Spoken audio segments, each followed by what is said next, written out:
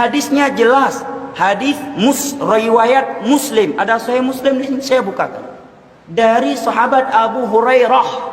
Jelas, gamblang, tegas bunyi hadisnya. Bagaimana bunyinya? Ma asfala minal ka'baini fa finnar. Pakaian lelaki yang di bawah mata kaki, neraka tempatnya. Lu semua di dalam neraka. Saya tidak memvonis manusia. Saya menyampaikan hadis Nabi.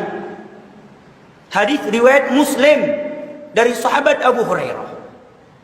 Bahkan dalam hadis Abdullah bin Umar dalam Sahih Bukhari dan Muslim, Nabi menyebutkan thalathatun la yukallimuhullah yaumal qiyamah wa la yuzakkihim wa la yanzuru ilaihim wa lahum adzabun alim. 3 manusia di hari kiamat tidak diajak bicara oleh Allah, tidak dilihat, tidak disucikan, dan bagi azab yang pedih. Nabi sebutkan dari 3 golongan: al-musbil, yang isbal pakaiannya dari laki-laki.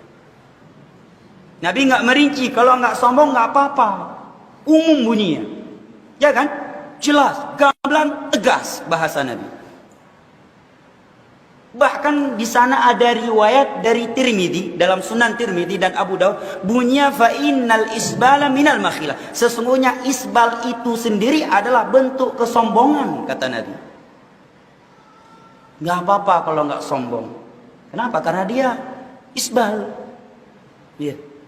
Akhirnya cari-cari dalil, dapat hadis Abu Bakar bahwa Nabi menyatakan ketika Abu Bakar, ya Rasulullah, ya sarungku isbal. Nabi menyatakan, kamu bukan orang yang termasuk orang yang sombong. Masya Allah. Padahal kalau jujur disampaikan hadisnya, bunyi hadisnya jelas. Abu Bakar menyatakan, ya Rasulullah, ini teks hadisnya.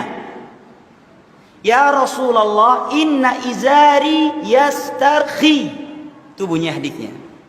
Wahai Rasulullah, sarungku melorot. Apa arti melorot? Berarti apa? Sebelumnya di atas apa di bawah? Di atas. Kalau di bawah naik namanya, bukan melorot.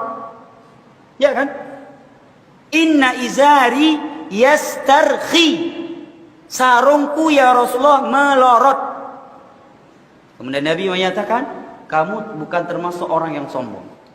Apa yang kita pahami berarti dari hadis itu? Kalau kita ikhlas mencari kebenaran ketika mendengar hadis ini, bukan ingin ikut kita paksa hadis ikut hawa nafsu kita. Kalau jujur, semua orang bisa berkata bahwa Abu Bakar sarungnya isbal karena melorot, menunjukkan tidak sengaja, ya kan? Kedua, Nabi telah merekomendasi, menyatakan bahwa Abu Bakar tidak sombong dunia akhirat. Lah kita, siapa yang merekomendasi kita nggak sombong, saya dan Anda? Salah satu dosa-dosa besar adalah isbal. Ketika hal ini saya nasihatkan ingkar mungkar ke kakak saya, maka beliau mengelak dan mengatakan, bukankah sejarahnya Abu Bakar radhiyallahu anhu masih berpakaian isbal, sedangkan niat saya kan bukan untuk kesombongan. Disebutkan dalam Sahih Bukhari, barang siapa yang menjulukan pakaiannya dengan sombong, Allah tidak akan melihat dirinya di hari kiamat. Lalu Abu Bakar mengatakan, sungguh salah satu ujung celanahku biasa melorot, akan tetapi saya selalu memperhatikannya. Maka kata Nabi SAW, engkau bukan melakukannya karena sombong. Komentar Nabi SAW, hadis Bukhari nomor 3655. Bagaimana jika ada yang berdalil dengan perbuatan Abu Bakar di atas bahwasanya ia menjulurkan celananya karena sombong? Jadi saya memperbaiki dulu riwayat ini ya. Riwayatnya bukan begini bunyinya. Riwayat itu, jadi dalam masalah isbal, kalau penanya bisa kembali ke YouTube, ada ceramah saya khusus dosa besar, tapi saya lupa ke 40 sekian gitu ya, 47 itu masalah isbal. Jadi masalah isbal ini ada 3 buah riwayat ya, 3 riwayat. Riwayat yang pertama yang menyebutkan tentang, dan ini masih dipersisikan ulama, ada yang mendhaifkan, ada yang menghasankan, tentang teguran Nabi SAW kepada sahabat yang mata kakinya tertutup waktu sholat gitu kan. Tapi ada yang mendhaifkan, ada yang menghasankan. Kalau kita ambil riwayat ini dihasankan, maka kata para ulama, orang kalau sholat mata kakinya nggak boleh tertutup, berarti sholatnya bisa batal. Karena sahabat itu sholat, lalu Nabi SAW habis salam mengatakan, kembali wudhu dan sholatlah. Dia tidak bertanya, dia pergi langsung wudhu dan sholat. Lalu Nabi SAW waktu dia selesai sholat mengatakan, kembali wudhu dan sholatlah, sampai 3 kali. Seorang sahabat tanya di sebelahnya, kenapa ya Rasulullah? Kata Nabi, karena mata kakinya tertutup. Ini riwayat yang pertama. Kalau kita ambil derajat yang dihasankan oleh para ulama, berarti sholat sudah jelas tidak boleh. Dan ini lebih umum, jumhur ulama berpegang pada kehasanan riwayat ini. Riwayat yang kedua adalah riwayat yang disebutkan di sini, tapi bunyi hadisnya begini.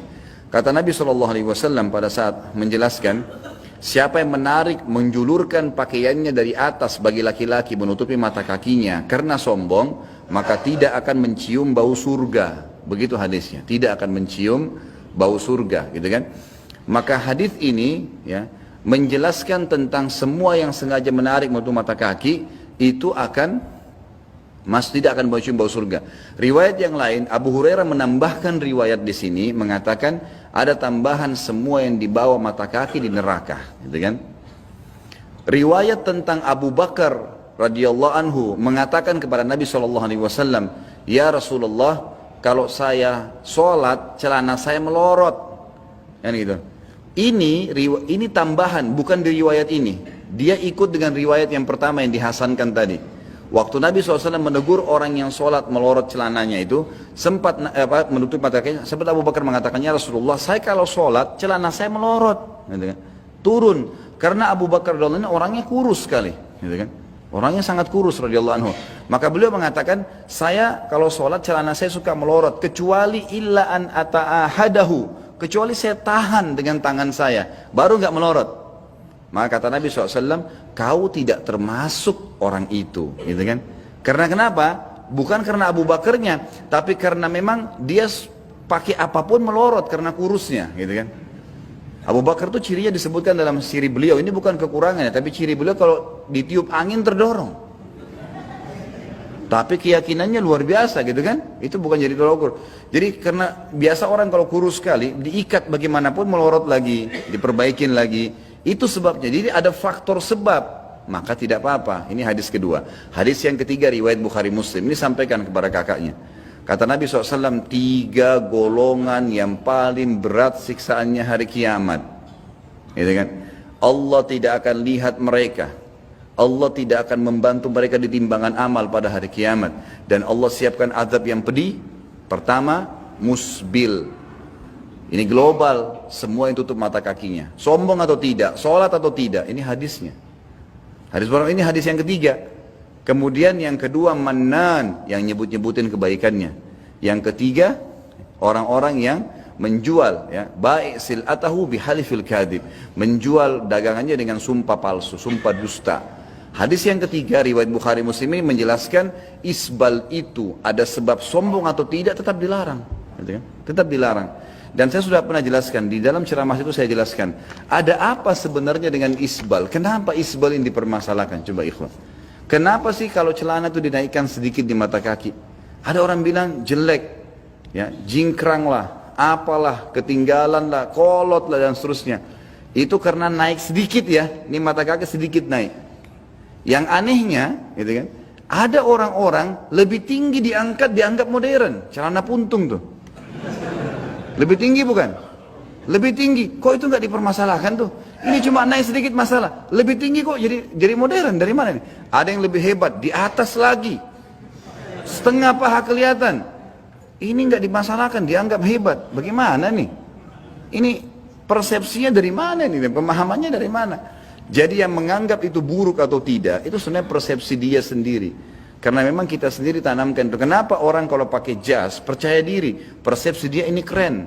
Kenapa ada perempuan kalau acara pengantin semua kekurangan kain, bolong depan, bolong belakang, tapi tetap jalan percaya diri karena persepsi dia ini keren. Mestinya akhwat kita yang pakai jilbab dan cadar, ikhwat kita juga yang sudah multazim pakai baju koko, mestinya terapkan tuh percaya dirinya.